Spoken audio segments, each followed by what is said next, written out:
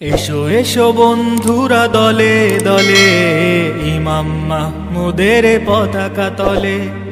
এসো এসো বন্ধুরা দলে দলে ইমাম মাহমুদের পতাকা তলে। আসসালামু আলাইকুম ওয়া রাহমাতুল্লাহ। ইন্নাল হামদুলিল্লাহ ওয়াসসালাতু ওয়াসসালামু আলা রাসূলিল্লাহ। কাছে ও দূরে, দেশে ও প্রবাসে যে যেখান থেকে আমাদের আজকের আলোচনা শুনছেন ও দেখছেন, অনুষ্ঠানের শুরুতেই আপনাদের সকলকে জানাচ্ছি আন্তরিক মোবারকবাদ, ধন্যবাদ, প্রীতি, শুভেচ্ছা ও ভালোবাসা।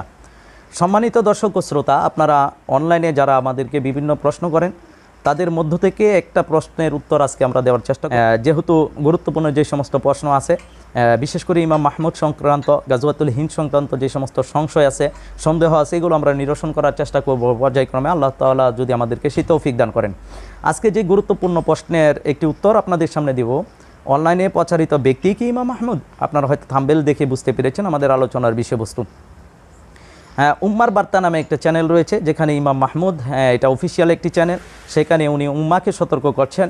সেই চ্যানেলের মধ্যে প্রচারিত যে ব্যক্তিকে আপনারা দেখতে পান, তিনি হচ্ছেন আল্লাহর মনোনীত বান্দা, গাজওয়াতুল হিন্দের আল্লাহ প্রদত্ত আমির ইমাম মাহমুদ হাবিবুল্লাহ। আলহামদুলিল্লাহ সুম্মা আলহামদুলিল্লাহ। ওনার ব্যাপারেই আল্লাহ রসুল সাল্লাল্লাহু আলাইহি সাল্লাম হাদিস শরীফে স্পষ্ট বর্ণনা করেছেন। অনলাইনে প্রচারিত যে বান্দাটি ইমাম মাহমুদ, ওনার যেটা অফিসিয়াল পেজ উম্মার বার্তা, এই চ্যানেলের লিঙ্কটি আমি আমার ডিসক্রিপশন বক্সে দিয়ে দিব। আপনারা সেটি অবশ্যই সাবস্ক্রাইব করবেন এবং এই চ্যানেলটি ব্যাপক আকারে প্রসার করবেন। এখান থেকেই আপনারা জাতির সম্পর্কে ইমাম মাহমুদ হাবিবুল্লাহ যে বক্তব্য দেবেন, সেটি আপনারা ইনশাআল্লাহ তাআলা জানতে পারবেন। পরবর্তীতে যে কথাটি বলতে চাই, যে উনি অনলাইনে প্রচারিত ব্যক্তি ইমাম মাহমুদ, সেটা আমরা কীভাবে বুঝবো? সেটা বুঝতে গেলে আপনাদেরকে খুঁজতে হবে পবিত্র কোরআনুল কারীমের সূরা বনী ইসরাঈলের 59 নম্বর আয়াতের ব্যাখ্যাটা আপনাদেরকে জানতে হবে, যেখানে আল্লাহ সুবহানাহু ওয়া তাআলা বলছেন, ইয়া আইয়ুহাল্লাযীনা আমানু আতিউল্লাহ ওয়া আতিউর রাসূলা ওয়া উলিল আমরি মিনকুম। আল্লাহ সুবহানাহু ওয়া তাআলা আয়াতে বলছেন, হে ঈমানদাররা, তোমরা আল্লাহর আনুগত্য করো, রসুলের আনুগত্য করো এবং তোমাদের মধ্যে যারা উলিল আমর রয়েছে তাদের আনুগত্য করো। এই আয়াতটি আমাদেরকে ভালোভাবে গভীরভাবে বোঝার দরকার রয়েছে। এই আয়াতে আল্লাহ সুবহানাহু ওয়া তাআলা বলছেন, তোমরা আল্লাহ সুবহানাহু ওয়া তাআলার আনুগত্য করো, রসুলের আনুগত্য করো।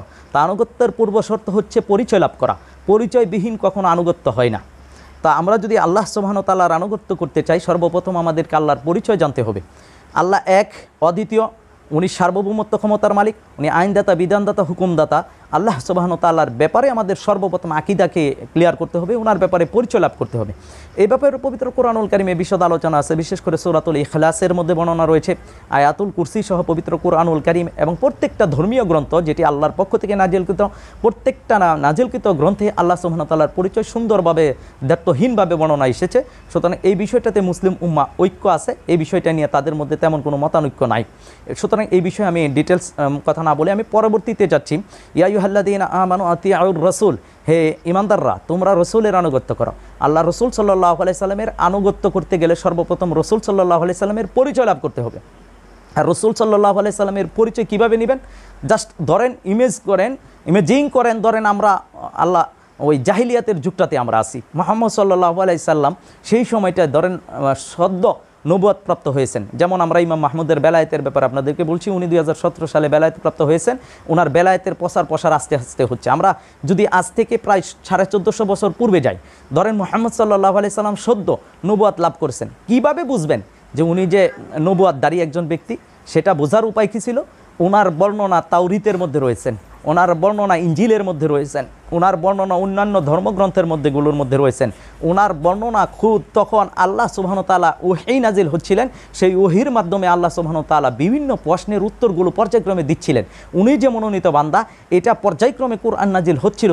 আর কুরআনুল কারীম সেই সময় জাহালরা, মুশরিকরা যে সমস্ত প্রশ্ন করতেন, আল্লাহ সুবহানাহু ওয়া তাআলা সেই সমস্ত প্রশ্নের উত্তর কিন্তু আপনার ওহীর মাধ্যমে দিচ্ছিলেন। আর মানুষ বুঝতে পারতেছিল যে ওনার কাছে যেই ওহীটা আসতেছে, এটা সাধারণ মানুষের কোনো বক্তব্য না। এ ব্যাপারে আল্লাহ সুবহানাহু ওয়া তাআলা পবিত্র কোরআনুল কারীমে বারবার চ্যালেঞ্জ করেছেন। আল্লাহ সুবহানাহু ওয়া তাআলা পবিত্র কোরআনুল কারীমের প্রথমেই বলছেন, আলিফ লাম মিম যালিকাল কিতাব লা রাইবা ফিহি হুদাল লিল মুত্তাকিন। আল্লাহ সুবহানাহু ওয়া তাআলা বলছেন, এটা এমন একটা কিতাব এটা এমন কিতাব যে কিতাবের মধ্যে বিন্দু পরিমাণ পর্যন্ত সন্দেহ নাই, সুবহানাল্লাহ। এরপরে পবিত্র কুরআনুল কারীমের সূরা বাকারার 23 এবং 24 নম্বর আয়াতের মধ্যে আপনারা দেখবেন, পবিত্র কুরআনুল কারীমের সূরা হুদের মধ্যে রয়েছে, পবিত্র কুরআনুল কারীমের 4 জায়গার মধ্যে কুরআনুল কারীমের ব্যাপারে আল্লাহ সুবহানাহু ওয়া তাআলা চ্যালেঞ্জ করেছেন। তো দেখেন মুহাম্মদ সাল্লাল্লাহু আলাইহি সাল্লাম যে আল্লাহর মনোনীত বান্দা, এবং তখন যখন যে প্রশ্নগুলো করা হতো তখন আল্লাহ সুবহানাহু ওয়া তাআলা স্বয়ং জিবরাইলের মাধ্যমে ওহী নাজিল করে সেই সমস্ত প্রশ্নের উত্তর দিতেন, সুবহানাল্লাহ। তাহলে মুহাম্মদ সাল্লাল্লাহু আলাইহি সাল্লামের পরিচয় লাভ আমরা কীভাবে পাই? পবিত্র কুরআনুল কারীমের মাধ্যমে এবং অন্যান্য আসমানি গ্রন্থের মাধ্যমে। তো এরপরে আসলো উলিল আমর। আল্লাহ সুবহানাহু ওয়া তাআলা বলছেন ও উলিল আমরি মিনকুম, তোমাদের মধ্যে যারা উলিল আমর নেতা তোমরা তাদের আনুগত্য করো। তো উলিল আমর কারা? উলিল আমরের ব্যাখ্যা আমরা পরিপূর্ণ না জানার কারণে এখানে এসে আমরা বিভিন্ন দল উপদলে বিভক্ত হয়ে গেলাম। আজকে দেখবেন বিভিন্ন দল উপদলে বিভক্ত হইয়া প্রত্যেকটা দলেই কিন্তু তাদের উলিল আমর, তাদের আমিরের পরিচয় দিতে গিয়ে কুরআনুল কারীমের এই আয়াতটাকেই তারা দলের হিসেবে উপস্থাপন করে। ইভেন পীর যারা আছে, শায়েক যারা আছে, তারাও এই উলিল আমরের ব্যাখ্যাটাকেই সামনে আনে। কিন্তু জাতিকে কিভাবে মিসগাইড করা হচ্ছে দেখেন, উলিল আমরের পরিচয়টা আমাদেরকে নিতে হবে মুহাম্মদ সাল্লাল্লাহু আলাইহি সাল্লামের কাছ থেকে। যিনি উলিল আমর হবে তার নাম, তার বাবার নাম, তার গ্রামের নাম, তার ডিটেলস বর্ণনাটা হাদিস থেকে নেবেন, তাহলেই দেখবেন উলিল আমরের ব্যাপারে আর বিভ্রান্ত হওয়ার কোনো সুযোগ থাকবে না। উলিল আমরের পরিচয় স্বয়ং রাসূল সাল্লাল্লাহু আলাইহি সাল্লামের জবান থেকে নিতে হবে। আমরা যদি শেষ জামানার উলিল আমরের বিষয় জানি, দেখবেন ইমাম মাহদি আসবেন, ওনার নাম কি, ওনার বাবার নাম কি, ওনার মায়ের নাম কি, ওনার গ্রামের নাম কি, উনি দেখতে কেমন হবে, উনি কোন অঞ্চল থেকে বের হবেন, ওনার কাজ কি, কত বছর খেলাফতে থাকবেন, ওনার শারীরিক বর্ণনা সব কিছু ডিটেলস আল্লাহ রাসূল সাল্লাল্লাহু আলাইহি সাল্লাম দিয়ে গেছেন, সুবহানাল্লাহ। এই উম্মত জানে শেষ জামানাতে বিভ্রান্ত না হয়ে যায়, এই উম্মত যাতে মিসগাইড না হয়ে যায়, এই উম্মত যাতে ফিতনায় পতিত না হয়, এই জন্য আল্লাহ রাসূল সাল্লাল্লাহু আলাইহি সাল্লাম ডিটেলস বর্ণনা দিয়েছেন। এখন দেখেন ইমাম মাহদির বিষয় আমাদের আকীদা ক্লিয়ার, ইমাম মাহদির বিষয় আমরা সবাই জানি, কিন্তু অন্যান্য হাদিস থেকে জানা যায় ইমাম মাহদির সহযোগী হিসেবে অন্যান্য ইমামরা আসবেন, যেমন ইমাম মাহমুদ, ইমাম মানসুর, সোহাইব ইবনে সালেহ, শামীম বারা উরুফে সাহেবী কেরান, সফার ব্যাপার, আরও অনেকগুলো নাম আমরা হাদিস থেকে পাই। এখন বলেন যে হুজুর এই সমস্ত আলোচনা তো অন্য কেউ করে না, এই সমস্ত কথা তো অন্য কেউ বলে না। আমারও একই প্রশ্ন যে এই সমস্ত কথাগুলো কেন বলে না? আমরা তো ছাত্র, আমি আগে বরাবর বলছি আমি বড় কোনো বিজ্ঞ আলেম না, আমি জাস্ট একজন ছাত্র, আমি পড়াশোনা করতেছি, পড়াশোনা করি, জানার চেষ্টা করি, আমার তত জ্ঞান নাই। আমার প্রশ্নটা হচ্ছে এই জাতির বড় বড় শায়েক যারা, এই জাতির বড় বড় পীর যারা, এই জাতির বড় বড় নেতা যারা, তারা কেন সত্যটা জাতির সামনে উপস্থাপন করছেন না? তারা কেন শেষ জামানার যারা প্রতিশ্রুত আসবেন তাদের সামনে কেন কথা বলবেন না? আমি কালকের রাত্রে শাইকুল হাদিস একজন আমাদের এখানে আসছিল, ওনার সাথে আমি কথা বলছি, আমার নাম্বারটা ওনার কাছে আছে, ওনার নাম্বারও আমার কাছে আছে, আমি জানি না উনি ওই আলোচনাটা শুনতেও পারবেন, ওনার বক্তব্যটা আমার কাছে রেকর্ড করাও আছে। শাইকুল হাদিস, উনি বড় একটা মাদ্রাসা শাইকুল হাদিস। তো ওনার কাছ থেকে আমি এই বুখারী মুসলিমের কাহতানির ব্যাপারে জানতে চাইছি। তো তারপরে আবু দাউদ শরীফের দুর্বল চেতা একজন ল্যাংরা ব্যক্তির আত্মপ্রকাশ ঘটবে, এই ব্যাপারে জানতে চাইছি। এই ডিটেলস, এই হাদিসগুলো নিয়ে আমি পরবর্তীতে আপনাদের সামনে আলোচনা করব।